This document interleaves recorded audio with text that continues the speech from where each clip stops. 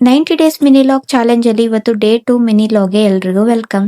ಇವತ್ತು ಕೂಡ ಎದ್ದು ನನ್ ಕೆಲಸಗಳನ್ನೆಲ್ಲ ಮುಗಿಸ್ಕೊಂಡು ಅಂದ್ರೆ ಬಾಗ್ಲೆಲ್ಲ ತೊಳೆದು ನೀರ್ ಹಾಕಿ ರಂಗೋಲಿ ಎಲ್ಲಾನು ಹಾಕ್ಬಿಟ್ಟು ಈ ಸೂರ್ಯನ ನೋಡ್ತಾ ಇವತ್ತಿನ ಡೇನ ಸ್ಟಾರ್ಟ್ ಮಾಡ್ತಾ ಇದ್ದೀನಿ.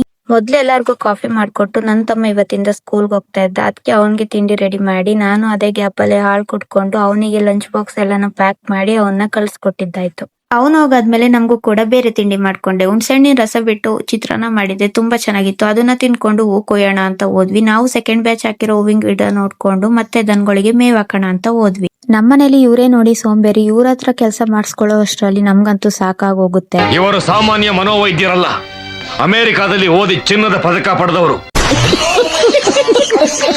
ನಾನು ಆಮೇಲೆ ಕುಯ್ದಿಟ್ಟಿದ್ ಮೇವ್ನ ಹಸುಗಳಿಗೆ ತಗೊಂಡೋಗಿ ಹಾಕ್ಬಿಟ್ಟು ಬಂದೆ. ಆಯ್ತು. ಆಮೇಲೆ ಹೂ ಕುಯ್ಕೊಂಡ್ ಬಂದ್ವಿ. ಮಳೆ ಬಂದಿದ್ರಿಂದ ಮಳೆ ನೀರು ಹಾಗೆ ಇತ್ತು. ಅದಕ್ಕೆ ಹೂವು ಹಾರಾಕ್ಬಿಟ್ಟು ಸಂಜೆ ಆದ್ಮೇಲೆ ಕರೆ ಇಟ್ಕೊಂಡ್ ಬರಕ್ ಹೋದೆ. ಇವಳು ನೋಡಿ ನಮ್ಮನೆ ಪುಟ್ಲಕ್ಷ್ಮಿ ಈಗಂತೂ ಎಳ್ದಾಡಕ್ಕೆ ಆಗಲ್ಲ. ಮೋಡಗಳು ನೋಡಿ ಎಷ್ಟು ಚೆನ್ನಾಗ್ ಕಾಣಿಸ್ತಾ ಇದೆ ಅಂತ ಡೈರೆಕ್ಟ್ ಆಗಿ ನೋಡಕ್ಕೆ ಇನ್ನೂ ಚೆನ್ನಾಗ್ ಕಾಣಿಸ್ತಾ ಇತ್ತು. ನನ್ಗಂತೂ ಈ ತರ ವಿಡಿಯೋ ಮಾಡಕ್ಕಂತೂ ತುಂಬಾ ಇಷ್ಟ ಆಗುತ್ತೆ, ಅಷ್ಟು ಚೆನ್ನಾಗ್ ಕಾಣಿಸ್ತಾ ಇತ್ತು ಮೋಡಗಳು. ಆಮೇಲೆ ಎಲ್ರಿಗೂ ಕಾಫಿ ಮಾಡ್ಕೊಟ್ಟು ಪುರಿನ ತಂದಿದ್ರು, ಅದನ್ನ ತಿನ್ಕೊಂಡು ಹೂವ ಕಟ್ಟೋಣ ಅಂತ ಕುತ್ಕೊಂಡು. ಇವತ್ತಿನ ಲಾಗ್ ಇಷ್ಟ ಗೈಸ್, ಮತ್ತೆ ಸಿಗ್ತೀನಿ ನೆಕ್ಸ್ಟ್ ಲಾಗ್ ಅಲ್ಲಿ. ವಿಡಿಯೋ ಇಷ್ಟ ಆದ್ರೆ ಲೈಕ್ ಮಾಡಿ. Bye bye.